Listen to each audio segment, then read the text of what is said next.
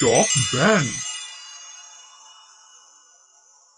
ये कहानी है एक राहुल नाम के लड़के की, जो कि मुंबई का रहने वाला और काफी रोचक किस्म का है। राहुल अभी 10वीं कक्षा में पढ़ रहा है और ये दिनों लॉकडाउन के चलते वो घर पर ही था। देश में लॉकडाउन का माहौल खत्म होते ही जैसे सभी को राहत मिल गई हो। इस बार की छुट्टियां राहुल के लिए काफी खुशियों भरी थी, क्योंकि अब उसे रोज रोज की तरह ना ही ट्यूशन जाना पड़ता था और ना ही स्कूल, और राहुल इसी के चलते अपना सारा ध्यान टिकटॉक पर ही लगाकर रखता था। उसके हाथ से फोन ही नहीं छूटता था और उसके घर वाले ये देखकर काफी उदास रहते थे। वो घड़ी घड़ी टिकटॉक पर होने वाली चीजों को देखता रहता और अपना कमरा बंद कर उसमें वीडियो बनाता रहता। एक दिन जब वो रोज की तरह सुबह उठते ही टिकटॉक खोलने के लिए फोन उठा लेता है और उसे चालू करता है, और जैसे ही कैमरा से कुछ रिकॉर्ड करने जाता है, उसे अचानक फोन में एरर नोटिफिकेशन आने लगती है। लाख कोशिशों के बावजूद भी राहुल ऐप को चालू नहीं कर पाता और सारे हथकंडे अपनाने के बाद वो उदास हो जाता है। तभी अचानक हॉल से राहुल की माँ की आवाज आती है।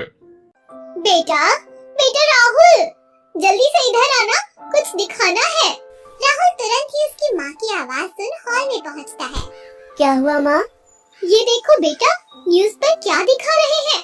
आज ही भारत में 56 चाइनीज ऐप को बंद कर दिया गया है, जिसमें से एक टिकटॉक का भी नाम है। ये देख राहुल बहुत दुखी हो जाता है और एकदम ही निराशाजनक स्थिति में चला जाता है और वही सोफे पर ऐसे बैठ जाता है मानो जैसे उसे सदमा पहुंचा हो। ऑफिस खत्म होते ही शाम को राहुल के पिताजी लौटते हैं। घर में घुसते ही वो राहुल को एकदम ऐसी निराश स्थिति में देखकर पूछते हैं, अरे बेटा राहुल, क्या हुआ? ऐसे बेजान इस सोफे पर क्यों पड़े हो? जरूर तुम्हारी माँ ने डांटा होगा। फिक्र मत करो, मैं बोलता हूँ तुम्हारी माँ को। नहीं पिताजी, माँ ने मुझे कुछ नहीं कहा।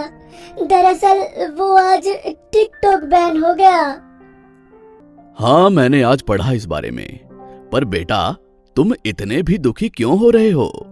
आप नहीं समझेंगे पिताजी, उस टिकटॉक अकाउंट में सब मेरे नए दोस्त, मेरे वीडियोस, मेरे फैंस, सब कुछ उसी में ही तो था।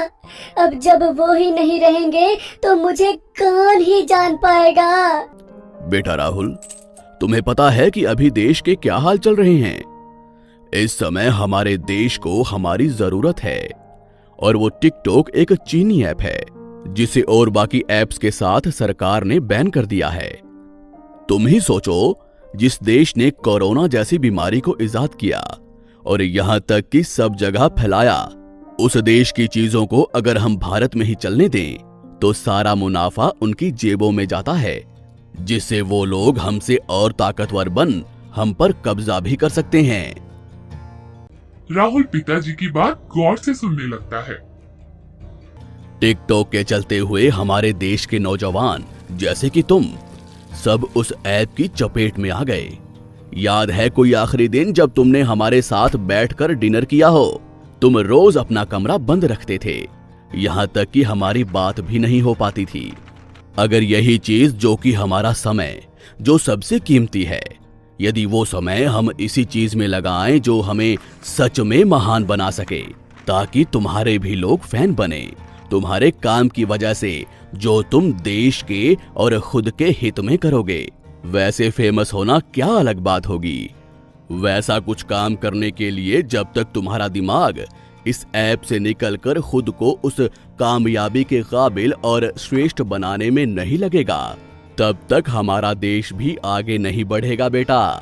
तुम लोग ही आने वाले भविष्य की मिसाल बनोगे, और उसके लिए तुम्हें हमेशा अपने देश का साथ देकर और हमारे देश को सबसे काबिल बनाना पड़ेगा। ये पूरी बात सुनकर जैसे राहुल के अंदर जोश उमड़ पड़ता है और वो उसी वक्त ठान लेता है कि अब वो ऐसी कोई और ऐप यूज करके खुद का समय बर्बाद नहीं करेगा, और वो अपने पिताजी से वादा करता है कि वो खुद को काबिल बनाएगा ताकि वो देश के हित में काम कर सके और देश को अपना मान उसे आगे बढ़ा सके। कृपया करके गाइस हमारे चैनल को सब्सक्राइब करें और भी वीडियोस पाने